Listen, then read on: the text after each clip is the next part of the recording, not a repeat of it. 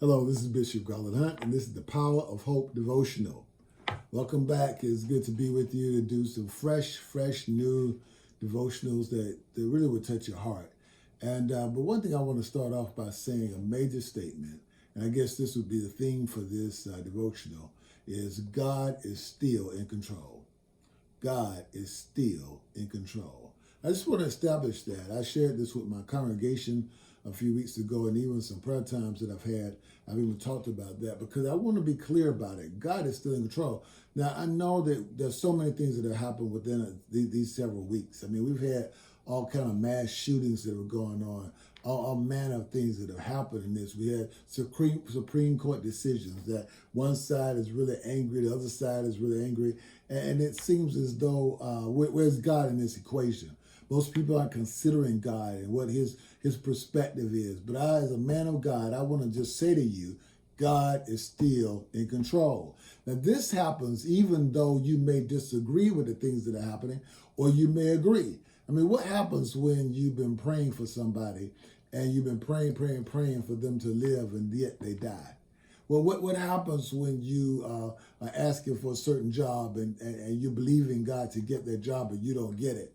Or you have a disappointment in somebody that's not faithful to you, and you've been praying for them to be faithful, and you've been faithful, and something turns around and things totally out of your control happens, and things don't seem like they're spiraling downward. You know, where's God then? Or someone that really means something to you had a catastrophic death or something, and you're like, God, where were you then? So you begin to question God. But I want to tell you something. God is still in control. He's not lost control.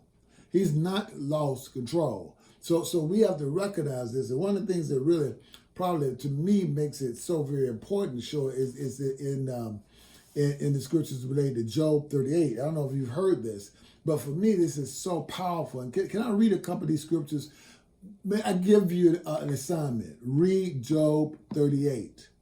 Read Job 38. Your assignment, if you hear my voice now, if you believe in what I'm saying to you is correct as it relates to God being in control, read Job 38. But I'm just going to read some parts of it here. Can I do that? Because I want to talk, really, I'm talking about the sovereignty of God. I'm really talking to you about the sovereignty of God. See, God is not, we cannot question him. Sometimes we question him, Lord, why did you make me like this? Why did you run a pot in the clay? And I might go to that in another one where he says to the clay will say to the potter, why you make me dust? Who are you? Who are you to question God? Well, didn't some of the other prophets, didn't they question? Listen, I'm going to tell you something. Job made a mistake. Let me go with this. So after Job was just kind of sharing his frustration, the Lord answered Job from a whirlwind. And it says, who is this that questioned my wisdom with such ignorant words?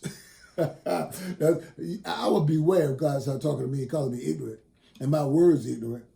Brace yourself like a man, because I have some questions for you and you must answer them. God told Job, now I have questions for you. Where were you when I laid the foundation of the earth? Tell me, if you know so much, who determined its dimensions? Who stretched out the surveying line? Who supports its foundation? Who laid its cornerstone as the morning stars sang together and all the angels shouted for joy? Who kept the sea inside its boundaries and burst it from the womb? And as I clothed it with clouds and wrapped it in thick darkness, for I locked it behind barred gates, limited its shores. And I said, this far and far no longer will it come. See, I was the one that created the seas. I create the boundaries. I tell you how far it goes and when it doesn't. I determine the clouds. I determine their thickness and their darkness. Where were you when I created the earth? See, if you're going to question God and question why is he doing this to you, or what right does he have? He said, have I ever commanded the morning to appear? Have you ever commanded the morning to appear? Have you ever, listen, and caused the dawn to rise in the east? Have you made the daylight spread to the ends of the earth? to bring the end of the night's wickedness as the light approaches? I mean, ask some questions. Do you know where the gates of death are located? Do you realize the extent of the earth? Tell me about it if you know. In other words, God was challenging Job because all he went through, he was angry with God, even though he did not curse God and die, but he still had these questions, and he moved just too far over. And so God had to God had to shake him.